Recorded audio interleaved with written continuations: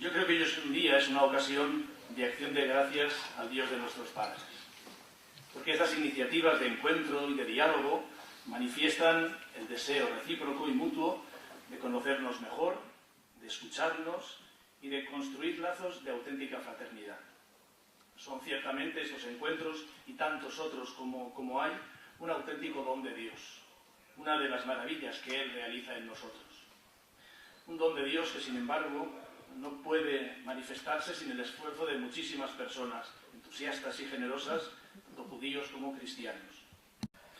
No se trata solamente de establecer en el plano humano relaciones de respeto mutuo y recíproco, sino que estamos llamados, como cristianos y como judíos, a profundizar en el significado espiritual del vínculo que nos une, de un vínculo que viene de lo alto, que sobrepasa nuestra voluntad y que mantiene su integridad a pesar de las dificultades en las relaciones experimentadas a lo largo de la historia.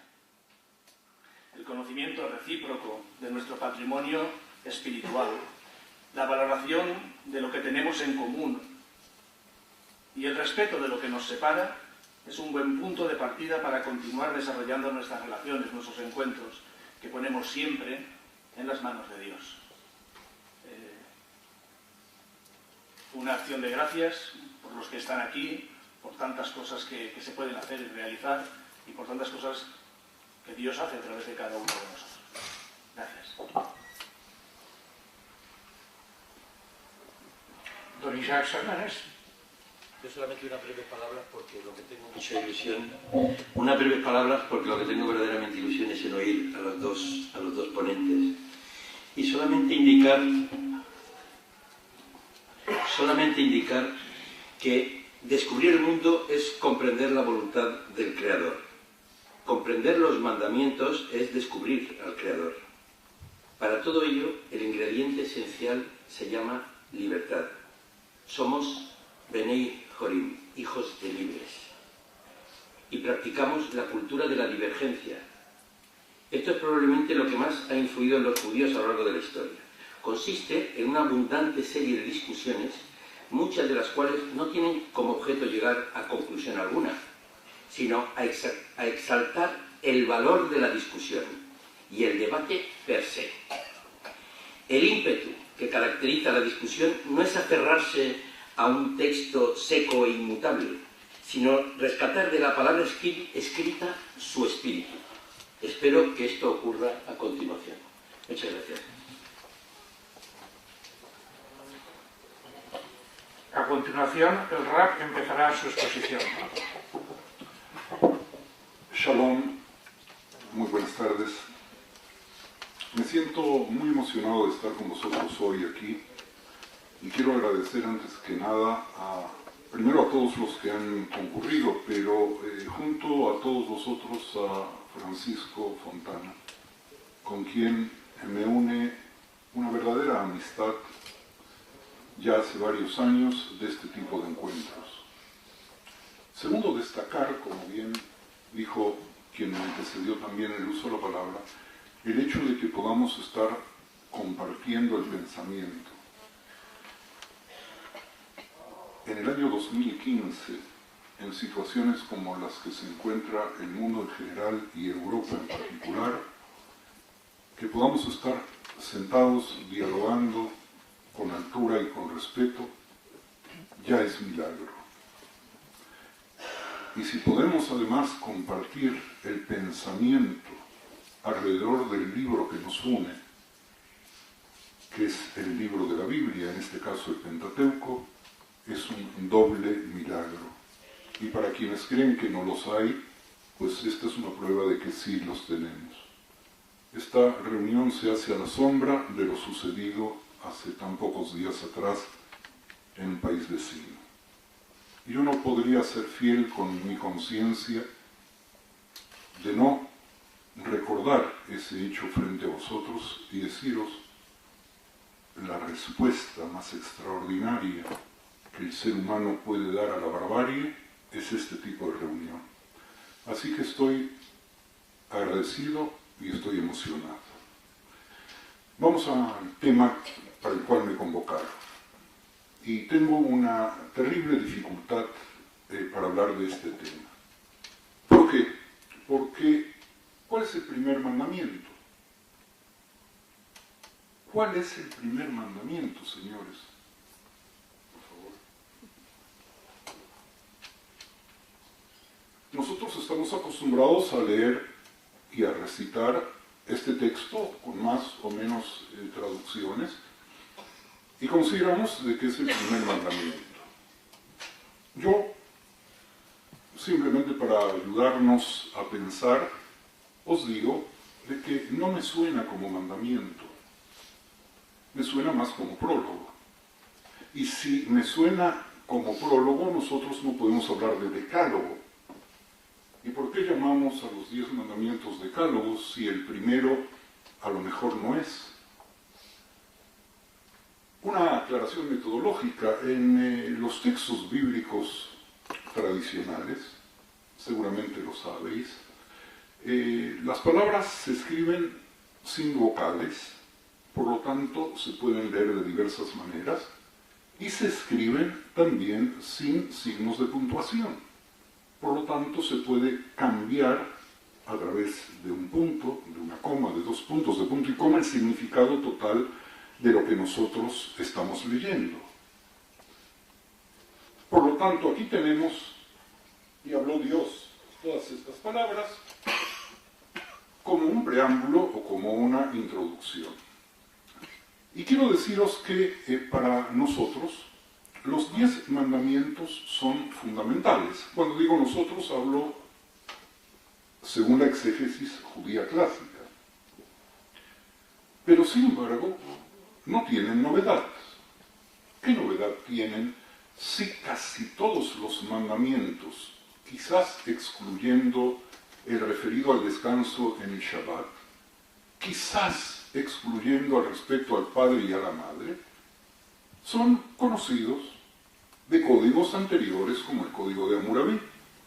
Son normas que cualquier sociedad medianamente organizada puede decidir de por sí. ¿Qué tiene de especial que nosotros hablemos permanentemente del decálogo como fuente fundamental del pensamiento ético del judaísmo primero, del judeocristianismo después?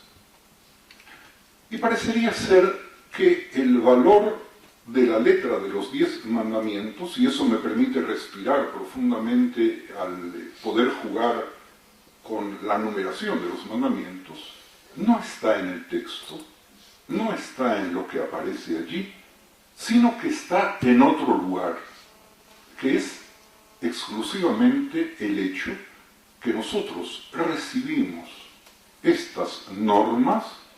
El primero no es norma, o sí, vamos a ver, en un proceso de revelación y no a través de un proceso de legislación. ¿Y por qué es eso importante? Porque todo proceso legislativo humano responde única y exclusivamente a las necesidades del grupo gobernante en ese instante. Y podríamos afirmarlo en tendencias históricas. La propiedad privada es un mandato según en qué sociedad vivamos. Si vivimos en una sociedad capitalista, el grupo gobernante, democrático o autoritario, decidirá eso. El colectivismo es un principio de igualdad,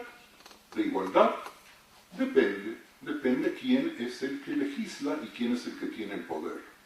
Si tuviera un poco más de tiempo, podría extenderme con ejemplos muy concretos sobre eso.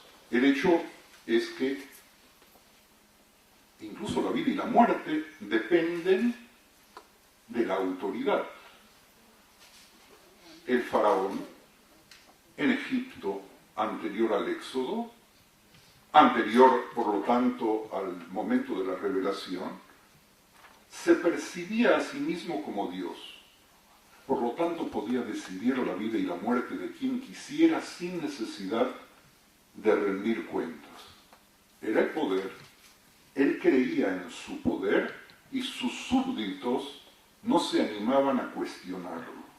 Si leyésemos con cuidado la sucesión del diálogo entre Moisés y el faraón, veríamos que, pese a los castigos terribles recibidos, recién empieza a percibir que algo no funciona cuando se encuentra con el granizo que no había visto en su vida y que pareciese ser él no gobernado. Hay un versículo, si no me equivoco, del libro de Ezequiel que habla de quién hizo los ríos, habla de un faraón que no es el mismo faraón del Éxodo, hizo los ríos y los domina, en referencia al Nilo. Entonces, también en nuestra época, señores, la vida y la muerte depende, y la distribución de los bienes, del gobernante de turno. Y la legislación, y vuelvo a insistir en países democráticos, y no hablo de lo que sucedió hace apenas 70 años atrás en Europa, tenemos algo muy claro, que para poder marcar cuál es la verdadera ética necesitamos antes que nada determinar con claridad quién es la autoridad. El judaísmo aportó al mundo no la letra de los 10 mandamientos, sino que aportó al mundo que esos mandamientos no son producto del ser humano, sino de la revelación divina, y que a partir de ahí están por arriba de quien pueda estar gobernando en el momento que fuese, en la nación que eligiera. No sé si este concepto es claro porque vamos a avanzar un poco más con los mandamientos. Un segundito. Aquí tenemos, ustedes lo ven de frente, yo tengo que moverme. No tendrás dioses ajenos delante de mí, no te harás imagen, ni ninguna semejanza de lo que está arriba en el cielo, ni abajo en la tierra, ni en las aguas debajo de la tierra. Este texto podríamos dividirlo en dos partes. La primera, no tendrás dioses ajenos delante de mí, punto, es un mandamiento independiente.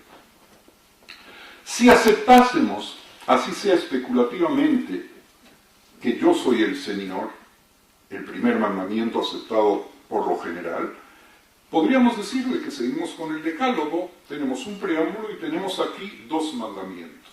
Adelante.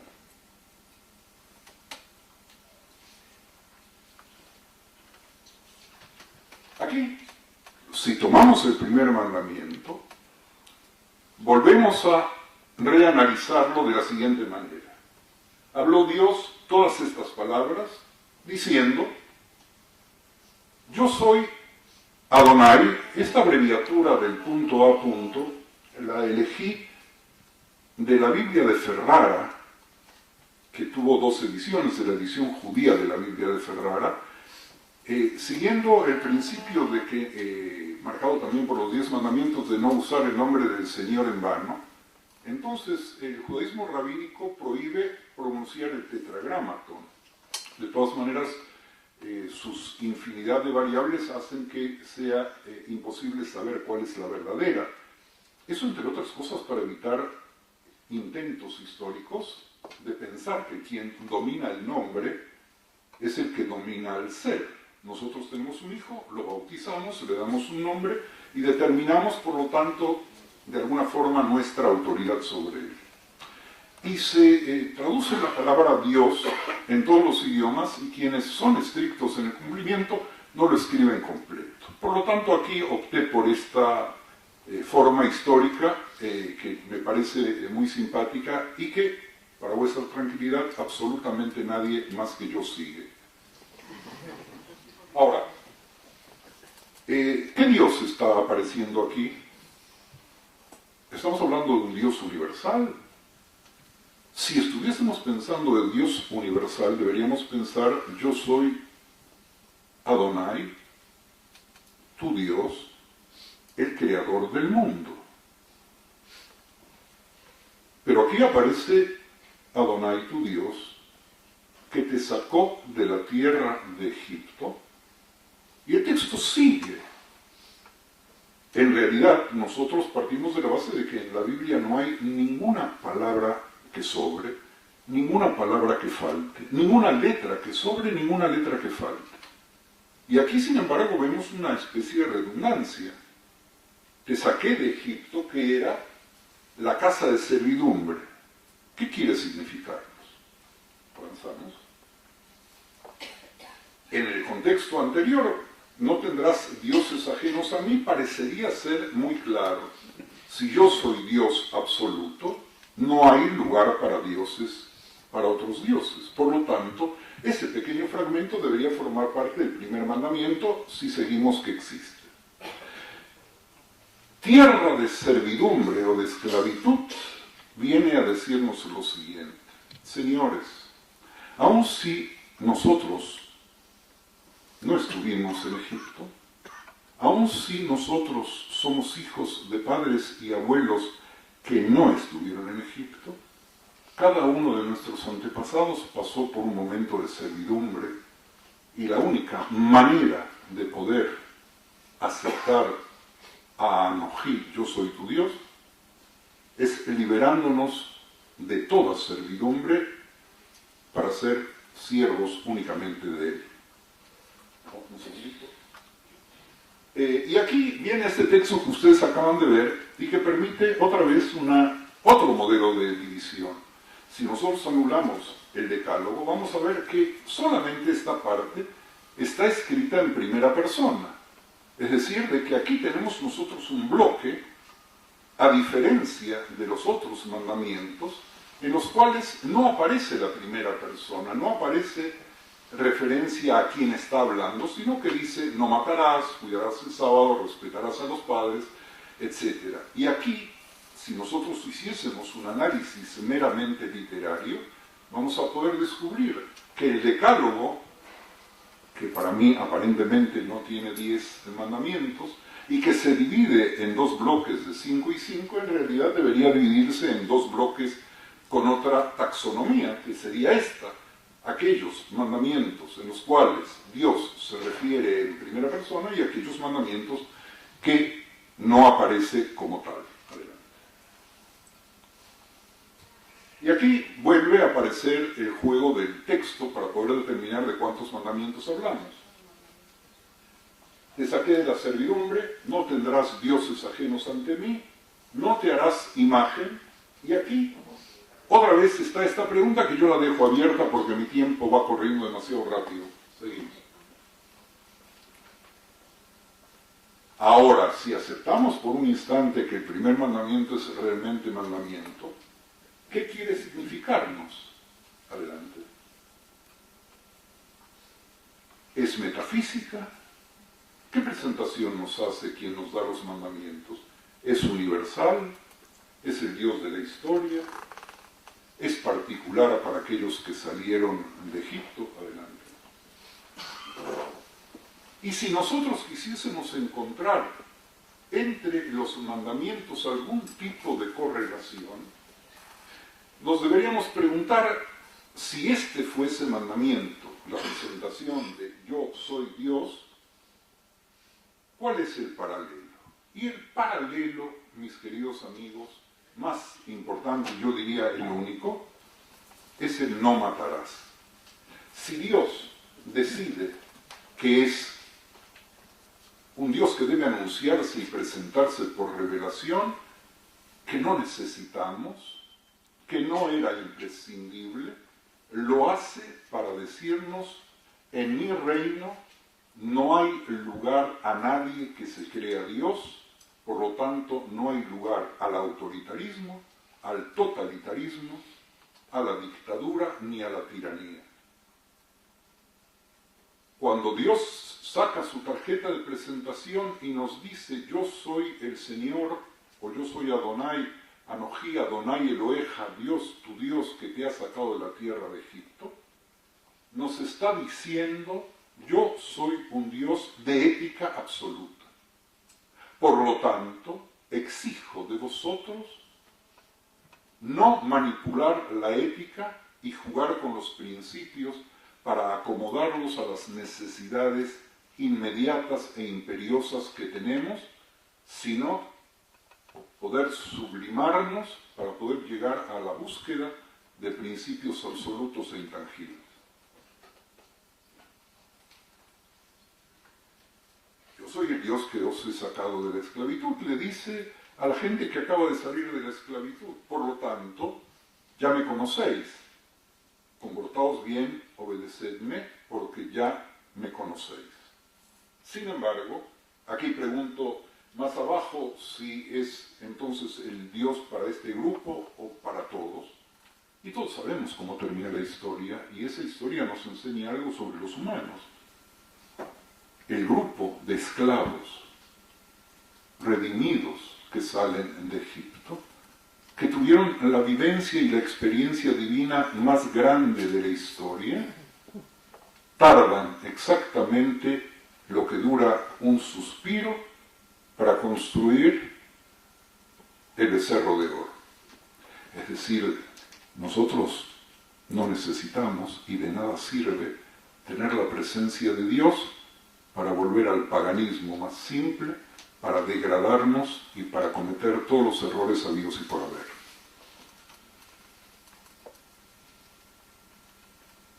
Si aceptamos que es un mandamiento, el texto no lo dice, pero las consecuencias son las que aparecen aquí en la pantalla. Es su infinitud, es su poder por arriba de todos los límites, y fundamentalmente es el que os da estas normas que van a seguir a continuación y que ya las debisteis haber conocido, única y exclusivamente porque yo, Dios, procuro el bien de vosotros. Y vamos a terminar con las diapositivas y quisiera que lean con detenimiento este texto. Francisco, tú lo tienes más fácil y yo con el Tortícolis no puedo dar vuelta al cuello para leerlo y tú tienes mejor español que yo. Del libro de las Crónicas: y tú, Salomón, hijo mío, reconoce al Dios de tu Padre y sírvele de todo corazón y con buena disposición, porque el Señor examina todas las conciencias y distingue cualquier intención y pensamiento. Así que, si tú lo buscas, Él permitirá que lo encuentres, pero si te apartas de Él, te rechazará de una vez para siempre. Tuvo que llegar Salomón a construir el primer templo para poder tomar conciencia varios siglos después de la presencia divina. Mis queridos amigos, mis queridos hermanos, no tiene ninguna importancia si contamos 10, si contamos 13 o si contamos 9. Nosotros podríamos seguir descifrando, desarmando en fragmentos infinitesimales, como debemos hacerlo, el texto del Decálogo. Nosotros podríamos hacer un ejercicio que yo os recomiendo alguna vez hacer en algunos de vuestros encuentros, de jugar un poco a la geometría, lo que en hebreo se llama gimatria, que en definitiva es la geometría de las letras, al darle a cada una de las letras un valor numérico y tratar de ver cómo, sumando y restando el valor numérico de cada una de las letras transformadas en cada palabra, nosotros podemos llegar a ciertos descubrimientos. Nosotros podríamos jugar a otro entretenimiento de la exégesis clásica judía, que se llama notaricón, que es el trabajo del acrónimo, y tomar cada una de las palabras y formar con ellas otras palabras. Pero busquemos por donde busquemos. Intentemos interpretar lo que intentemos de interpretar. Hay un solo mensaje que yo os quiero dejar hoy.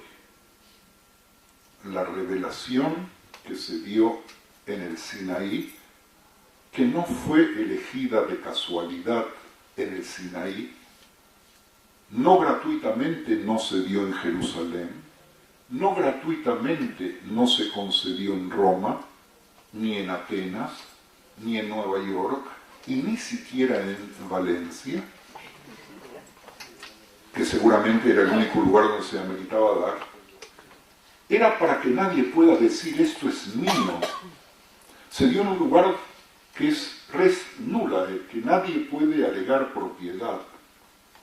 El Sinaí un montículo, ni siquiera una montaña, fue el mejor domicilio para decir que todos los seres humanos, estén donde estén, tengan el dinero que tengan la clase social que se adjudicaron, tienen la presencia de Dios, no solamente en la generación de los esclavos recién salidos de Egipto, que no perdieron su sentimiento de esclavos durante 40 años, sino que cada uno de nosotros debe sentirse como si en este mismo momento, en este mismo sagrado lugar, nos encontramos frente a la presencia de Dios, que nos dice en el oído, sin truenos, sin relámpagos, sin toda la terrible imagen que aparece en la Biblia, tanto en Éxodo como en Deuteronomio,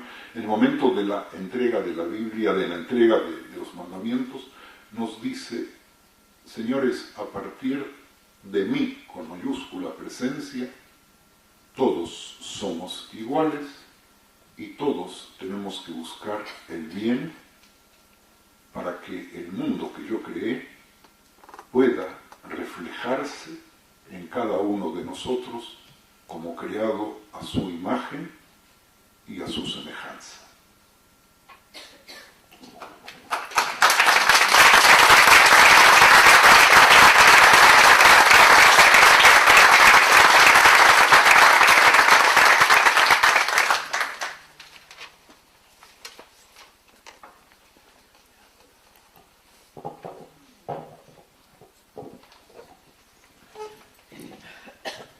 Servidor quisiera comenzar también agradeciendo la oportunidad de participar en esta mesa de diálogo y al mismo tiempo quisiera subrayar la importancia que tiene este hecho del diálogo, encontrándonos tan cerca de esos terribles hechos que han vuelto a mostrar de lo que es capaz el ser humano cuando utiliza el nombre de Dios en vano. Me ha parecido más que oportuna la referencia del rabino Yerachmiel Barilka a los hechos ocurridos en París y el haber aprovechado el comienzo de este diálogo para señalar la importancia que tiene en el necesario acercamiento de los seres humanos para construir un mundo mejor. Al propio tiempo y dentro de la necesaria introducción, quiero resaltar otra vez, ya se ha indicado, que no soy don Vicente Collado, es más que evidente. No lo soy por muchas razones, aunque me siento muy honrado de poder dar voz a su escrito en esta mesa de diálogo. Indudablemente me falta su experiencia, me falta sobre todo la pasión y la genialidad que caracterizan al profesor Collado, pero intentaré que su palabra resuene y nos lo haga presente en este lugar, a él que está pues en este momento bastante lejos. Saben que ha ido al Japón precisamente para conocer otros mundos y otros pensamientos de cerca. Comienzo a leer el escrito que me ha dejado y que había preparado para esta mesa. Ante todo, dice don Vicente, mi excusa ante el ponente rabino Yerachmiel Barilka por no poder saludarle personalmente debido a una tarea que me ha impedido escuchar su ponencia. Ahora agradezco también a quienes proclamaron para este acto la elección del tema, que es ya de por sí un auténtico tema de unión, ya que nada une más que el amor. Y no digamos si este amor está relacionado con el amor de Dios. Para facilitar el diálogo que espero se abra al final de mi breve intervención, sobre el tema elegido me he limitado a hablar de este precepto tal como queda ampliamente desarrollado en la palabra de Dios escrita en la Tanakh, Antiguo Testamento. El primer precepto queda formulado así. No hago ninguna indicación porque se percibe inmediatamente el porqué.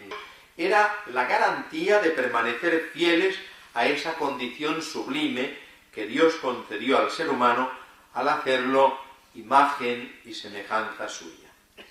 Podríamos afirmar que el proyecto creacional de Dios manifiesta una preferencia por el ser humano frente a todas las demás criaturas que componen la naturaleza.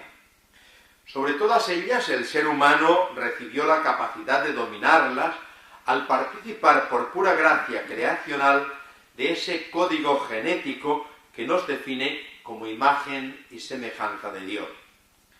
La desobediencia es sinónimo de infidelidad y supone la pérdida de esa relación original con la que el Señor nos creó.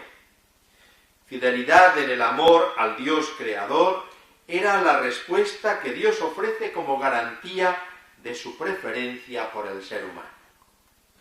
Evidentemente, la voluntad divina manifestada en el acto creacional no sufre alteración alguna en el Dios inmutable, cuya comprensión sí puede cambiar cuando su soberanía es considerada desde la fragilidad de las criaturas.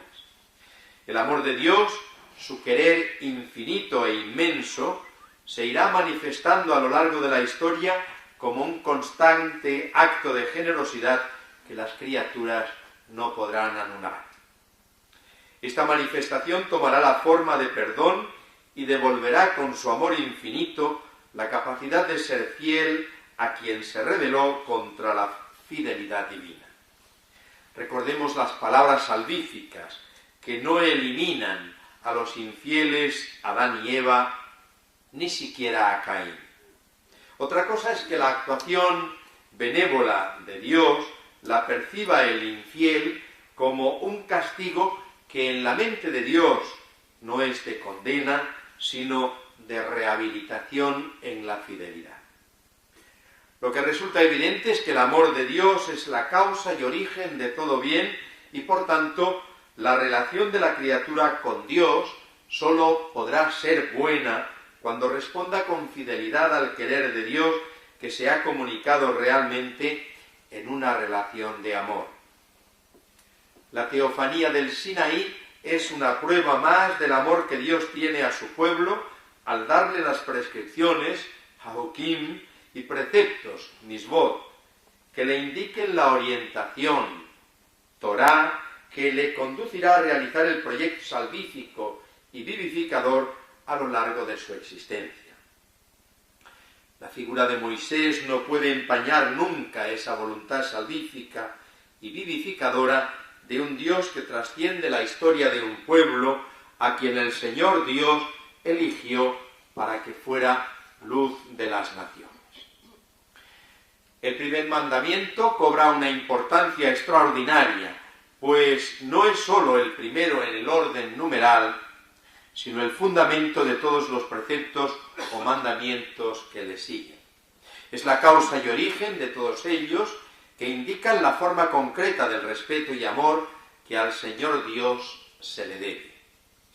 Lo esencial de este mandamiento principal consiste en definir el comportamiento fundamental del hombre ante el ser Dios, ante el Señor Dios. Se trata del temor de Dios, considerado como el reconocimiento de la soberanía total que Él ejerce sobre su pueblo. La superioridad del Señor no impone pánico o miedo, sino el profundo respeto que inspira el saber que todo bien lo hemos recibido de Él. Solo si reconocemos que nada tiene consistencia benéfica si no es conforme al querer de Dios, a la voluntad divina, al amor que dio origen a nuestro ser, podremos permanecer como pueblo suyo, como su heredad. La primera lectura que se hace de este precepto es la que se desprende de la alianza en el Sinaí y que consagra Moisés con las tablas de la ley. Esa alianza insiste en la relación del superior al inferior. El Señor Dios está en lo alto del monte y el pueblo mantiene su distancia en la llanura. Solo Moisés tendrá acceso a la voz divina en lo alto del monte y el pueblo escuchará después a Moisés, que le transmitirá la voz de Dios. Moisés es el mediador, no el intermediario, entre el Señor y su pueblo. Ninguna ventaja le aportó a Moisés el ser mediador, ya que tuvo que sufrir las intemperancias del pueblo y además oír de la voz de su Dios aquello de la verás, pero no la catarás, refiriéndose a la tierra prometida. Pronto el pueblo aprendió que su Dios omnipotente lo quería de verdad y fue olvidando la respuesta correspondiente a ese amor formulada en el mandamiento primero y principal. El pueblo elegido fue perdiendo el temor, el respeto a Dios, abusando de su bondad y haciendo valer el título de ser su elegido. Jeremías nos describe el alejamiento del pueblo elegido que abusa, no practica el bien, del favor de Dios que se dirige al pueblo reprochándolo con estas palabras.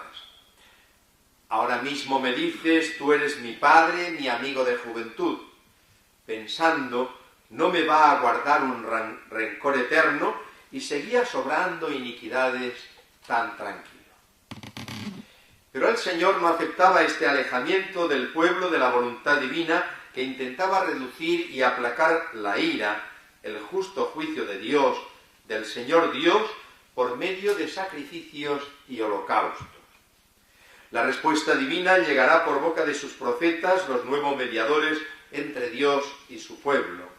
Su hablar será el hablar de Dios y sus profecías irán marcando el modo correcto de corresponder a Dios con fidelidad. Esta respuesta es la que Dios espera del pueblo que le ama, confía en él y que le respeta con el santo temor de Dios. Reconocer la infidelidad esperando la bondad de Dios no es abusar de la bondad divina, sino ejercicio del primer precepto que recuerda al pueblo: amarás al Señor tu Dios sobre todas las cosas. Obedecer vale más que todos los sacrificios y holocaustos. Es reconocer que nada ni nadie debe ser considerado en primer lugar, relegando a segundo plano al Señor. Esta exigencia y requerimiento del Señor Dios se expresa en la famosa expresión de que el Señor Dios es un Dios celoso, que no tolera adversario alguno. De ahí se desprende su ira, que significa el celo, el amor que siente por su pueblo al que ve expuesto y en peligro en manos de los falsos dioses. Este comportamiento fundamental que supone amar a Dios sobre todas las cosas adquiere una dimensión mucho más familiar que la que indica el primer precepto de la alianza, tal como se formula en el Sinaí. En la forma como describe el profeta Oseas la relación de amor entre Dios y su pueblo, es la forma en que describe el profeta Oseas la relación de amor entre Dios y su pueblo. Ante el abuso de la gran benevolencia que el Señor Todopoderoso ha manifestado con su pueblo, el justo juicio de Dios, su celo por alejarle de los que lo seducían con falsas atribuciones, mueve al Señor Dios a declarar infiel a su pueblo y formula este rechazo con una muestra de mayor consideración, estima, al describirlo como si fuera su propia esposa. Ya no eres mi mujer, ni yo soy tu marido. Hasta el mismo lenguaje del profeta aparece la benevolencia del Señor Dios superando esa infidelidad que provoca su celo con una manifestación sublime que nos recuerda el tiempo de la primera alianza. Me la llevaré al desierto y le hablaré al corazón. Así se va manifestando la cercanía del Señor Dios, que lejos de condenar a su pueblo, quiere cortejarlo de nuevo para provocar su retorno al tiempo del primer amor. Me responderá como en los tiempos de su juventud. Este es el amor que el Señor Dios espera de sus fieles, la fidelidad que brota del conocimiento profundo y de la convivencia amorosa. Un paseo por el desierto, donde la ausencia de compañía hace más agradable y agradecido el cariño con el que Dios quiere, es la mejor forma de formular el primero y un Dios que nos quiere. No debemos destruirla alejándonos, yendo tras otros ídolos que puedan seducirnos. Esa es la esencia del mandamiento primero y principal. Dios, principio y fin de todas las cosas, y por deducción, el único Señor del universo. Conviene recordar que el que su bondad haya dado carta de familiaridad a sus fieles no supone la merma de su soberanía, sino que manifiesta su inmensa generosidad, el amor entrañable a su pueblo. Descubrir que Dios confía en la fidelidad del ser humano es un primer paso para ir descubriendo que la fidelidad es la única forma digna de responder a la generosidad de Dios. Este descubrimiento nos lleva al verdadero conocimiento, participación de la sabiduría divina, del amor divino, al que sólo amándole podemos responder dignamente. El precepto entraña, pues, un contenido de afecto y ternura que convierte el temor de Dios en un sentimiento lejano del pánico y el miedo frente a un ser superior. Es curioso que el anuncio que hace el profeta Isaías de la paz mesiánica nombre en primer lugar el espíritu de sabiduría y culmine con el don del temor, del respeto al Señor Dios. Saber y conocer bien, revestidos con el don de la sabiduría, el primer precepto nos libera de esa condición odiosa que supone la falsa inteligencia de una obligación que nos vincula y nos priva de libertad. El precepto es consecuencia del amor que Dios nos tiene, de su elección al invitarnos a ser sus fieles observadores. Sintiéndonos sus elegidos, le agradecemos su gracia y favor al hacernos partícipes y colaboradores de su amor. Y por supuesto, no podemos amar a Dios sin quererlo. Amar por obligación deforma enormemente el verdadero contenido del primer precepto.